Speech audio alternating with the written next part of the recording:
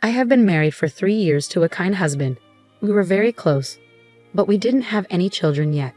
We were both looking forward to the day we would have kids until the accident happened. Please listen to this unbelievable story. My husband was kind to everyone, not just me. My parents loved him too. I have a sister who is very focused on her career, and my husband got along with her as well. Suddenly, my husband's work got really busy. He started coming home late and even working on his days off. He was put in charge of a team and was always on his phone, talking to his team members. Looking back, people might have thought, "Isn't that suspicious?" But I didn't suspect anything. I just worried about his health. Then my sister, who lived alone, got a new job and needed to move. She wanted to buy new furniture, so I planned to take her shopping in my car. On the day we planned to go shopping, which was a Saturday, I got called into work by my boss. This was the only day off for my sister. As I thought about what to do, I realized that my husband also had the day off. My husband had been busy with work lately, but I decided to ask him to take my place.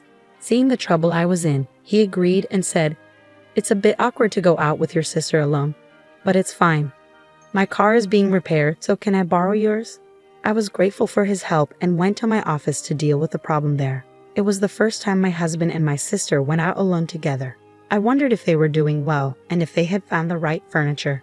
When I finished handling the issue at work, it was already dark. I took out my cell phone to call my husband and sister for dinner. That's when I received a call from an unknown number. "Hello, am I speaking to John's family member?" a stranger asked. "Yes, I'm his wife," I replied. "This is the police. Your husband has been in an accident." The man who identified himself as a police officer informed me. He told me that the car my husband was driving had been in an accident and that both he and his female passenger were unconscious. I don't remember exactly what I did when I heard the news, but I rushed to the hospital. At the emergency reception, I gave them my name and was taken to the ICU. Through the glass window, I could see my husband connected to various tubes and wrapped in bandages. I was very worried about what would happen to him. My mother, who lived far away, arrived later, and we spent a worried night together. During this time, the police told us more about the accident. They said John had been driving on a road with clear visibility when a car ran a red light and hit him. The other driver was seriously injured and was also being treated at the same hospital. However, the driver said that John's car had been moving strangely before the accident. The police were investigating whether my husband had fallen asleep at the wheel. Within a few days, my husband and sister regained consciousness, and the doctors did some tests. My mother and I were called in to hear the results. The doctors told us that although they would survive, they would likely have some kind of disability. Despite this, my mother and I were happy they were alive and hoped they would improve with rehabilitation. We didn't tell them about the possible disabilities. My mother and I only shared positive news and took care of them. My mother looked after my sister, and I took care of my husband. At first, my husband was in shock from the accident and was feeling unwell. He was also worried about the trouble he had caused for me, my mother, and my sister. But as time went by, my husband, who had always been kind to me, started to change. He became frustrated with his leg that didn't move easily, the hospital treatment, and the fact that he had to quit his job. All of this seemed to make him very irritable. Even though he couldn't control his frustration, I still went to the hospital every day because I understood how he felt and wanted to support him. One day, a police detective visited me at the hospital. He explained that they had discovered something about the accident. It appeared that there had been a brake oil leak in my car, which was involved in the crash. This issue could have led to an accident at any time, possibly explaining why the car behaved strangely before the crash. The woman who collided with us was also in bad condition. Her mother came to apologize, and it was the first time I met her. After this, I noticed my husband's outburst towards me increased. He resented my ability to move freely while he was immobile. He also seemed irritated when I could only visit briefly due to my work commitments. He began giving me orders and directing his frustrations at me if I didn't meet his expectations. He threw things and complained about his hospital room, even objecting when I went out to get my own lunch. His demands became more unreasonable over time. I sympathized with his situation, but I had to work to support us financially and handle numerous responsibilities like liaising with the police and managing hospital communications. I barely had time to catch my breath. My husband's behavior became increasingly intolerable, and I felt trapped. My sister seemed to be struggling similarly, and my mother grew more exhausted by the day. I heard that my sister's demands on our mother, who wasn't employed, were becoming overwhelming as well. When I couldn't make it to the hospital, both my husband and sister seemed to have learned about the possibility of remaining paralyzed despite rehabilitation. Then there was the revelation about my car's brake oil leak. My sister said, "Hey, I heard your car was leaking oil. You were responsible for maintaining it. Now I can't work or recover properly because of this. Mom seems upset, and your husband is in the same situation. You're now responsible for caring for both of us for the rest of your life." My sister's accusations caught me off guard.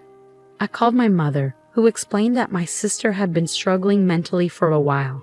She also mentioned being too tired to go to the hospital. Despite this, I remained worried about my husband and went to see him at the hospital. When I didn't find him in his room, I discovered him with my sister in the common area. Visiting hours were almost over, and they were sitting together alone in the otherwise empty room. "Hey, I heard that if you had just taken the car in for inspection, none of this would have happened," my husband said, glaring at me. "Yeah, but you're the reason why your sister and I are in this mess," he continued. "The insurance will cover it, and now you're stuck taking care of us for the rest of our lives. Don't forget that." His words hit me hard, and something inside me snapped. "Since when did you two get so close?" I asked sharply. "What do you mean?" he replied defensively. "You don't visit that often, and your mom texted your sister to come over since we can't leave here, and we can't walk. What's wrong with me talking to your sister?" It felt like my husband and sister were teaming up against me. "Sure," I retorted sarcastically. "You guys hadn't seen each other for ages before the accident, right?" "What are you talking about? I'm talking about you taking care of us." "You know that," my husband said, brushing off my question. My sister didn't even look at me but nodded along when my husband said that I would be caring for them both for the rest of their lives. I didn't expect a response, but I continued speaking, hoping they might understand my feelings. "I wonder if the person who hit your car is recovering now," I said. "How should I know? She crashed into us when the light was red. It's just unbelievable," my husband replied. "Yeah, it was terrifying. We definitely need to make sure we get compensation from her. And this happened right when I was about to get a promotion," my sister chimed in. If I didn't interrupt, they would just keep complaining, so I decided it was time to tell the truth. "There's something you both need to know," I began.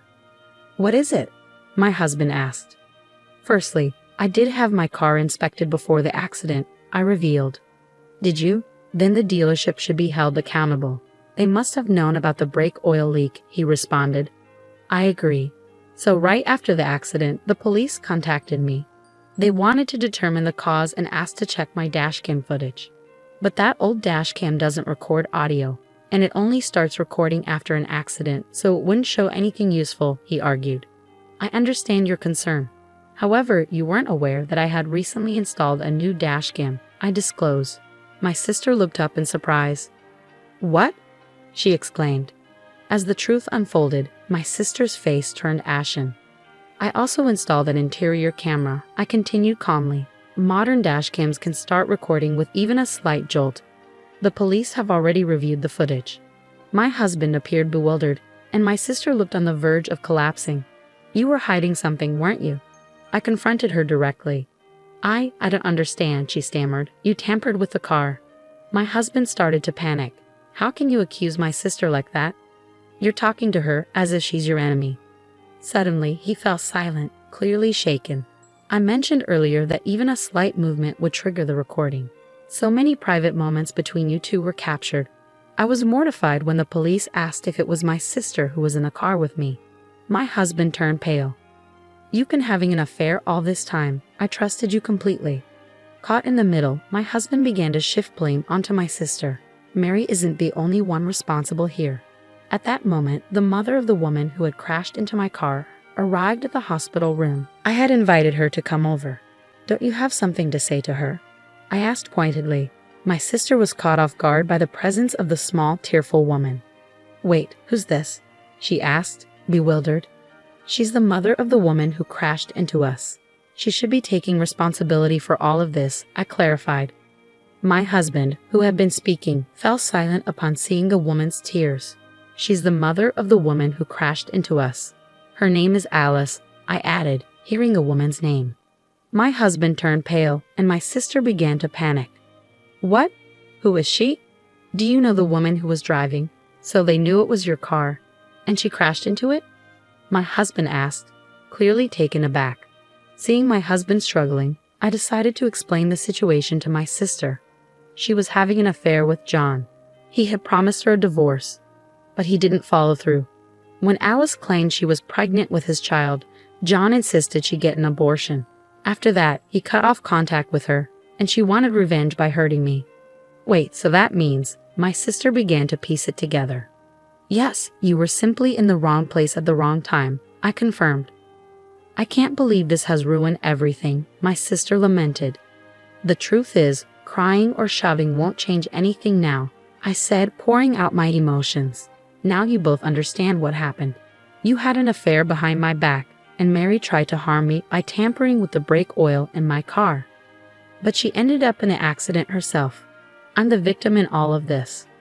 I continued, I was willing to work things out and not divorce you if you showed remorse and came clean during your hospital stay. But you never indicated you were sorry. Instead, you treated me horribly. Remember how we drew up our divorce papers shortly after we got married? I never thought we'd use them, but I filed them today, so we're no longer married. Goodbye. Having said everything I needed to say, I left the dark and quiet hospital feeling a sense of liberation from the resentment that had been bottled up inside me. However, my mother was deeply shocked when she learned the truth. She not only grappled with my sister's infidelity, but also with the responsibility of caring for her physically disabled daughter alone. I ended all ties with John and Mary, but I couldn't abandon my mother to handle everything on her own. I reached out to the woman responsible for the accident, apologized, and arranged compensation for my sister, who was innocently involved. This eased my mother's burden. 2 years have passed since then. I am divorced from John and living independently. My close relationship with him had made our divorce surprising news for my colleagues. Subsequently, I noticed more men approaching me, perhaps because divorced women seemed appealing to them at that time. Despite this, thoughts of my ex-husband lingered, making it hard for me to consider dating again. Instead, I focused on advancing my career by studying for a certification exam and enrolling in an online business school after work. When I was married, I had never imagined pursuing such goals. Unlike my sister, who was dedicated to her career, I had never envied that path. Yet here I was naturally drawn to it. Life, I reflected, is unpredictable. Since then, my ex-husband moved back to his parents' house where he's facing criticism from his relatives for his behavior towards me. His mental state has deteriorated, and there have been reports of violent outbursts causing trouble for those around him. Meanwhile, my sister also returned home but struggled with mental illness, displaying self-centered behavior. My mother, exhausted from everything, used my sister's savings and accident compensation to place her in a care facility. She consulted me beforehand, and I supported her decision. If I hadn't taken action back then, I might have been trapped in a life of servitude to both of them forever. It's something I never foresaw. I passed my certification exam as planned and was transferred to a department where my skills are put to good use. I developed a close relationship with a teacher from my online business school, and soon will be married.